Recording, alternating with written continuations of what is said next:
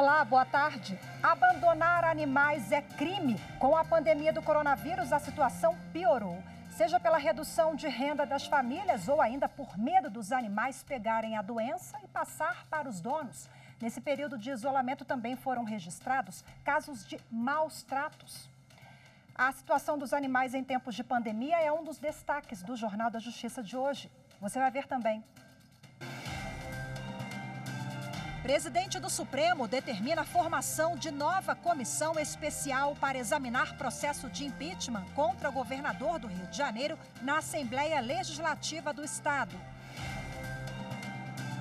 Operação Flashback 2. A Justiça autoriza mais de 200 mandados judiciais para combater organização criminosa. Mais de 1.000 policiais foram às ruas em 71 municípios de 11 estados do Nordeste, Centro-Oeste, Sudeste e Sul.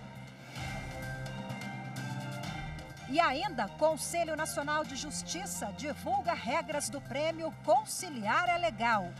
O prêmio, entregue desde 2010, quer divulgar e estimular ações de modernização da justiça.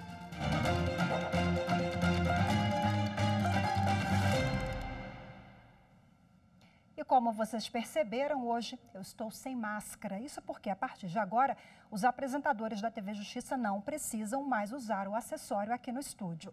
Essa decisão foi tomada depois que foram adotados vários procedimentos para evitar a contaminação pelo novo coronavírus aqui.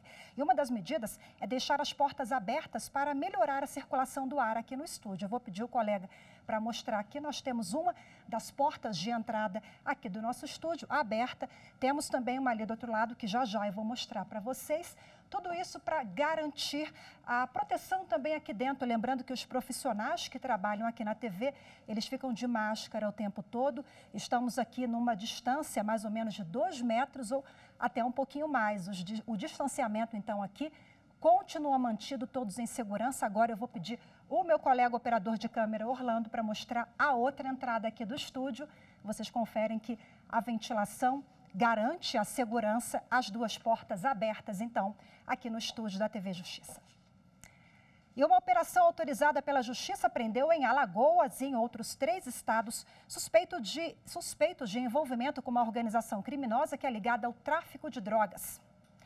E, ao mesmo tempo, uma outra operação coordenada pelo Ministério da Justiça e Segurança Pública também combatia um grupo que atuava em diversos estados. Foram cumpridos mais de 200 mandados judiciais de busca e apreensão e prisão também. Na Operação Flashback 2, mais de 1.000 policiais foram às ruas em 71 municípios de 11 estados do Nordeste, Centro-Oeste, Sudeste e Sul. Com 216 mandados judiciais de busca e apreensão e prisão, a polícia e o Ministério Público foram a endereços de pessoas supostamente ligadas à organização criminosa. Além das prisões e dos materiais apreendidos, os investigadores também tiveram autorização para colher material genético dos suspeitos, o que pode ajudar a desvendar crimes. Alagoas foi o estado com o maior número de mandados cumpridos pela polícia. Foram 98 ordens judiciais. No estado também foi realizada uma outra operação pelas polícias federal, militar e pelo Ministério Público. Os alvos eram suspeitos de tráfico de drogas. As investigações identificaram pessoas suspeitas de transportar e vender a droga no estado. 25 mandados de busca e apreensão e 39 de prisão foram cumpridos em Alagoas, Paraná, São Paulo e Mato Grosso do Sul. Contas bancárias ligadas aos investigados também foram bloqueadas por determinação da Justiça. Os suspeitos de envolvimento nos crimes podem ser condenados a mais de 20 anos de prisão. O presidente do Supremo Tribunal Federal, ministro Dias Toffoli, aceitou o pedido do governador do Rio de Janeiro, Wilson Witzel, e determinou que a Assembleia Legislativa do Estado forme uma outra comissão para analisar o processo de impeachment contra o governador. O governador do Rio de Janeiro é investigado pela Polícia Federal e pelo Ministério Público Federal por supostas fraudes em contratos na saúde firmados durante a pandemia do novo coronavírus, o que motivou o pedido de impeachment do político na Assembleia Legislativa. A defesa de Witzel apresentou reclamação ao Supremo Tribunal Federal e alegou que a comissão criada para analisar o processo foi formada por simples indicação de líderes partidários e, com isso, desrespeitou por completo a regra da proporcionalidade partidária. A defesa também alega que a comissão especial deve ser formada por 18 parlamentares e não 25, como foi feita. Na decisão provisória, o presidente do Supremo Tribunal Federal, ministro Dias Toffoli, citou jurisprudência da Corte. Ele lembrou que no julgamento da DPF 378, durante o processo de impeachment da ex-presidente Dilma Rousseff, o Supremo decidiu que a comissão especial deveria observar a representação proporcional dos partidos políticos ou blocos parlamentares, assegurando-se, na medida do possível, a dinâmica das forças políticas. Dias Toffoli destacou a urgência da decisão, uma vez que o prazo para que o governador apresente a defesa termina amanhã.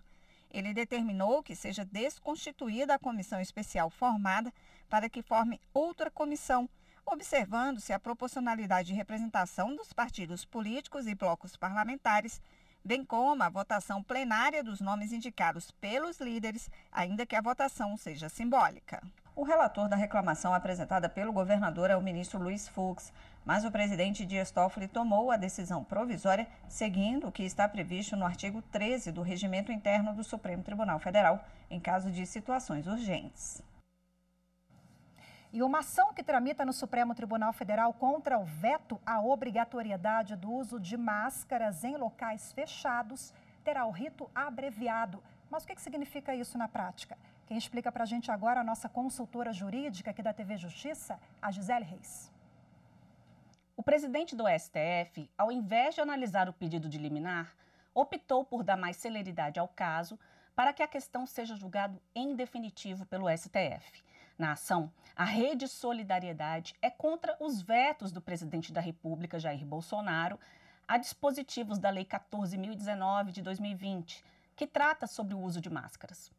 Entre os dispositivos vetados está o artigo que previa a obrigatoriedade das máscaras em prisões e estabelecimentos de cumprimento de medidas socioeducativas. O ato do presidente também afastou a obrigatoriedade dos estabelecimentos comerciais informarem, por meio de cartazes, a forma correta de utilização da máscara e a informação sobre o número máximo de pessoas que podem permanecer no local sem gerar aglomerações. Sem ter recebido a sanção do chefe do executivo, o uso de máscara de proteção individual em órgãos e entidades públicas e também em estabelecimentos comerciais, industriais, templos religiosos, instituições de ensino e demais lugares fechados em que haja reunião de pessoas não é mais obrigatório. O cidadão precisa ficar atento porque o uso de máscaras de proteção individual para circulação em espaços públicos, em vias públicas e em transportes públicos continua sendo obrigatório. A partir de agora, o processo, que está sob a relatoria do ministro Gilmar Mendes, ficará disponível para que o advogado-geral da União e o Procurador-Geral da República se manifestem num prazo de 5 dias. E esse não é o único processo que questiona o veto do presidente Jair Bolsonaro aqui no Supremo Tribunal Federal. Há outras 2 ações. Uma delas foi ajuizada pelo Partido Democrático Trabalhista e a outra pelo Partido dos Trabalhadores. E o Superior Tribunal de Justiça decidiu que juiz pode extinguir medida socioeducativa quando o jovem alcança a maioridade e responde por crimes. As informações com Marina Campos. Os ministros da 6ª turma reestabeleceram decisão da primeira instância que extinguiu a medida socioeducativa de internação imposta a um jovem, porque ele já tinha atingido a maioridade penal e estava em prisão preventiva por causa de uma acusação de roubo. Mas o Ministério Público recorreu, alegou que a medida de internação deveria ser apenas suspensa enquanto durasse a prisão preventiva. No STJ, a defesa do jovem pediu a extinção da medida socioeducativa. Argumentou que não seria possível ao Estado manter a internação e, ao mesmo tempo, a prisão decretada em processo criminal. O relator do habeas corpus no STJ, ministro Nefe Cordeiro, observou que a decisão de primeiro grau, que extinguiu a medida socioeducativa, foi fundamentada. Segundo o ministro, o juiz entendeu que não tinham mais objetivos pedagógicos no cumprimento da medida, já que o adolescente completou 18 anos e responde a processo por outro crime. Este advogado explica que, conforme a Lei 12.594 de 2012, nesses casos, o juiz pode decidir pela extinção da medida socioeducativa. Quando o menor completa 18 anos e aí ele comete uma infração penal, o juiz revoga aquela medida socioeducativa, porque não tem mais sentido ele cumprir uma medida socioeducativa quando ele agora já está respondendo criminalmente por um outro fato. Ou seja, ele estava cumprindo uma medida socioeducativa, acaba cometendo uma outra infração penal agora já com 18 anos, e aí esta responsabilidade penal do adulto prevalece em relação àquela responsabilidade do adolescente, que ela é limitada. Veja a seguir, Conselho Nacional de Justiça divulga regras do Prêmio Conciliar Legal. Os detalhes em instantes.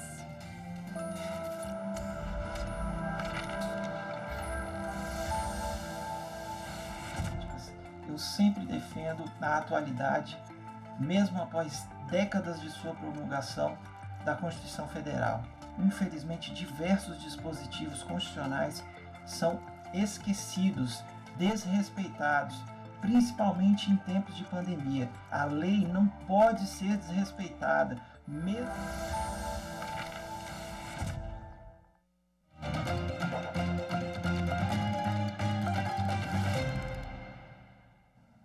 O Conselho Nacional de Justiça divulgou as regras para a 11ª edição do Prêmio Conciliar Legal.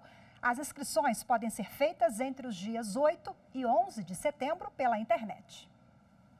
O prêmio, entregue desde 2010, quer divulgar e estimular ações de modernização da justiça, principalmente as que utilizam a conciliação como forma de resolver conflitos. Podem concorrer tribunais, magistrados, mediadores, escolas, professores, alunos, advogados, usuários da justiça, empresas ou qualquer instituição privada que pratique ideias inovadoras para conciliar, individualmente ou em grupo. Para a categoria magistrados e tribunais, os projetos devem ser inscritos direto no portal CNJ Boas Práticas do Poder Judiciário. A página é uma forma de divulgar ações de sucesso da justiça brasileira. Tudo que já foi apresentado entre o dia 1º de janeiro e 20 de julho deste ano concorre automaticamente ao prêmio. As outras categorias de 2020 são instrutores e mediadores de conciliação, instituições de ensino, mediação e conciliação extrajudicial, demandas complexas ou coletivas, empresa ou grupo empresarial. Os detalhes com as regras para cada uma estão disponíveis na página do Conselho Nacional de Justiça na internet, cnj.jus.br. Inclusão social é necessária e tem estado mais presente no dia a dia dos brasileiros. O Judiciário de Mato Grosso, em respeito às pessoas surdas, tem realizado atividades que contam com a participação de intérpretes de Libras. A luta pela inclusão social é uma bandeira do Poder Judiciário de Mato Grosso e mesmo durante o teletrabalho, o recurso de tradução simultânea para os surdos, por meio da língua brasileira de sinais, tem sido utilizado durante os eventos virtuais da instituição. Os intérpretes dão um show. Isso é um reconhecimento, uma valorização do intérprete Libras, esse profissional que leva informação, que leva conhecimento para a comunidade surda. E a luta pela inclusão social é uma bandeira que o Judiciário levanta firme, né, doutor? A participação delas assim, foi de uma sensibilidade assim, muito grande, né, de promover a inclusão de pessoas, de proporcionar às pessoas que pudessem, de fato, ali interagir com o Poder Judiciário. Essa inclusão, ela merece, né, cada dia mais ganhar espaço, né, e com certeza encontrará espaço dentro do Poder Judiciário para esse tipo de ação. O isolamento social imposto para combater a pandemia tem feito muita gente ficar mais sedentária. Essa situação pode acabar provocando outras doenças. E foi pensando nisso que o Tribunal Regional do Trabalho de Goiás criou um programa de atividades físicas para os servidores. Para muita gente, a quarentena acabou se tornando desculpa para o sedentarismo. Nós vamos conversar agora com a Silvia. Com ela não foi diferente. Antes da pandemia, ela frequentava aulas de pilates, praticava corrida, mas agora, há mais de 2 meses trabalhando em casa, quase não tem feito atividade física. Só que com o tempo, o corpo reclamou, né, Silvia? Conta pra gente. Eu estava sentindo falta de atividade física. Eu tô longe de ser atleta, Mas, assim, o pessoal fala que quem tem uma rotina, uma disciplina de atividade física, vicia, né? Eu não cheguei nesse ponto, mas meu corpo estava sentindo falta, sabe? Você começa a ficar com menos disposição para fazer as coisas, com menos disposição para levantar mais cedo. Foi aí que ela resolveu participar do projeto Mantenha-se Ativo, desenvolvido pela Gerência de Saúde do Tribunal Regional do Trabalho de Goiás. 2 vezes por semana, Silvia, junto com outros servidores e magistrados do TRT, se encontram com esse educador físico por meio de aulas online. Os treinos são preparados para atender à necessidade dos diferentes grupos, homens e mulheres, jovens e idosos, cada um no seu ritmo. O treino sempre é um treino global. O que é um treino global? É um treino que trabalha o corpo inteiro. Então, eu trabalho a parte de cardio, né? Cardio respiratório, exercícios de cardio, exercícios de fortalecimento, principalmente membros inferiores, e trabalho de core. Trabalho de core, trabalho de fortalecimento de abdômen, de paravertebrais e de glúteo, né? Pois é, os relatos frequentes de servidores reclamando de dores musculares durante o home office levaram o TRT de Goiás a colocar em prática o projeto. A Organização Mundial da Saúde recomenda pelo menos 30 minutos de atividade moderada 5 vezes na semana. Segundo especialistas, isso ajuda a aumentar a imunidade contra o novo coronavírus e também a combater doenças físicas e mentais que podem surgir durante o isolamento social. Não é isso, doutora Kemi? Quando você fica confinado dentro de casa e fica sem praticar atividade física, fica em home office, o dia inteiro sentado, você levanta uma coisa ou outra, mas você não está praticando nada. Além de outras doenças não ortopédicas, né? Tipo, obesidade aumenta a chance de ter diabetes mellitus tipo 2, hipertensão, alterações no triglicérides, colesterol. E também para a parte mental, né? Que é interessante para a pessoa não ficar ali confinada, ela vai começar a ter depressão, aumenta mais a ansiedade, é importante para tudo, eu acho. Com esse período de isolamento social, muita gente está aprendendo que é possível manter uma vida ativa e saudável, mesmo dentro de casa. E é sempre bom lembrar que antes de fazer qualquer atividade física, é importante procurar uma orientação profissional, seja de um educador físico, um fisioterapeuta, um médico, isso para não exagerar nos exercícios e depois apresentar outros problemas. Para Silvia, as aulas estão ajudando muito a enfrentar esse período de pandemia. Tchau, preguiça! O importante é não ficar parado. Não tem desculpa. A desculpa acabou. Vamos exercitar. Você vai ver a seguir os impactos da pandemia nos animais que vivem abandonados. Assunto para o próximo bloco. Até já.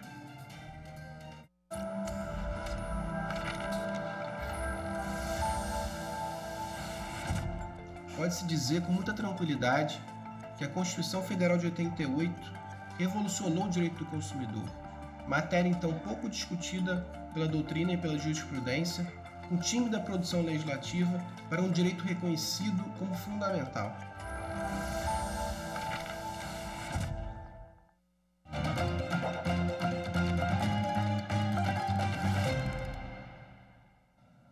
Não somos apenas nós, seres humanos, que estamos sofrendo os impactos da pandemia do novo coronavírus. O isolamento social também tem provocado o sofrimento de cães e gatos, tanto os de estimação quanto os que vivem em situação de rua. No Brasil, há pelo menos 10 milhões de gatos e 20 milhões de cães abandonados. Com o fechamento do comércio e as ruas mais vazias, a vida desses animais ficou ainda mais difícil. Cães e gatos em situação de rua dependem da ajuda humana para sobreviverem. Com o distanciamento social, as ruas se esvaziaram, os restaurantes fecharam e esses animais passaram a não ter mais alimentação. Isso fez com que eles se colocassem numa situação de muita vulnerabilidade e também eles passaram a se deslocar em busca desse recurso. Ainda não há um levantamento oficial, mas a estimativa é de que a redução de renda de muitas famílias fez aumentar o número de animais abandonados. A violência contra os pets também cresceu. No Distrito Federal foram registradas 117 ocorrências de maus tratos de animais nos 6 primeiros meses deste ano, alta de quase 10% em relação ao mesmo período do ano passado. Alguns donos de animais temem a contaminação do vírus por meio dos pets, mas a Organização Mundial de Saúde Animal já sinalizou que os bichos não são transmissores da doença. Basta ter com eles os mesmos cuidados que temos quando saímos de casa. Na volta, é preciso higienizar adequadamente o pelo e as patas. Os maus tratos de animais é crime, que pode ser denunciado pelo Disque Denúncia 181. Vá à delegacia mais próxima, registre o seu boletim de ocorrência. Vá à promotoria de leis ambientais. Vá à vigilância sanitária do seu município. Vá ao centro de zoonoses do seu município. Denuncie. Bom, e ainda sobre esse assunto, nós conversamos com a advogada Ana Paula Vasconcelos. Ela confirmou que tem percebido aumento nas denúncias de maus tratos e comentou a necessidade de mudanças na legislação para aumentar as punições. Vamos ouvir. Maltratar um animal é crime, conforme previsão legal na nossa Lei 9.605, em seu artigo 32. Porém, quem pratica esse tipo de crime cruel ainda tem uma penalidade muito branda, que é de 3 meses a 1 ano e, via de regra, isso é convertido numa transação penal. E a pessoa vai pagar uma cesta básica ou prestar serviço comunitário. Nós precisamos urgente de uma alteração legislativa para que o criminoso que pratica esses atos seja de fato punido. A nossa sociedade evoluiu e nós não conseguimos mais conviver com esse tipo de situação. Com a pandemia, eu tenho visto que o número de denúncias aumentaram. Eu atribuo tudo isso ao fato das pessoas estarem mais em casa, estarem mais atentas ao que acontece com o vizinho, ao que acontece na sua rua. E a gente sempre estimula muito para que as pessoas denunciem, porque a denúncia muitas vezes salva uma vida. Infelizmente, nós ainda lidamos com muitos abandonos. O abandono também é crime, mas é um crime mais difícil de você conseguir caracterizar e flagrantear, né? Salvo aqueles casos em que as pessoas conseguem fotografar uma placa de um carro ou que tem câmeras nas ruas, mas é um crime mais difícil de você conseguir provar. E muitas autoridades ainda têm resistência em registrar esse tipo de ocorrência. Então, o que nós orientamos a população é que insista muito com a autoridade policial e tente reunir o máximo de provas possível. Nós precisamos de punições maiores, nós precisamos de políticas públicas de castração, porque a castração é o caminho para você fazer um controle populacional e, com isso, diminuir também o número de abandonos e de conscientização da população. Porque só através de uma sociedade mais justa, mais consciente, é que nós teremos menos crueldade com os nossos animais.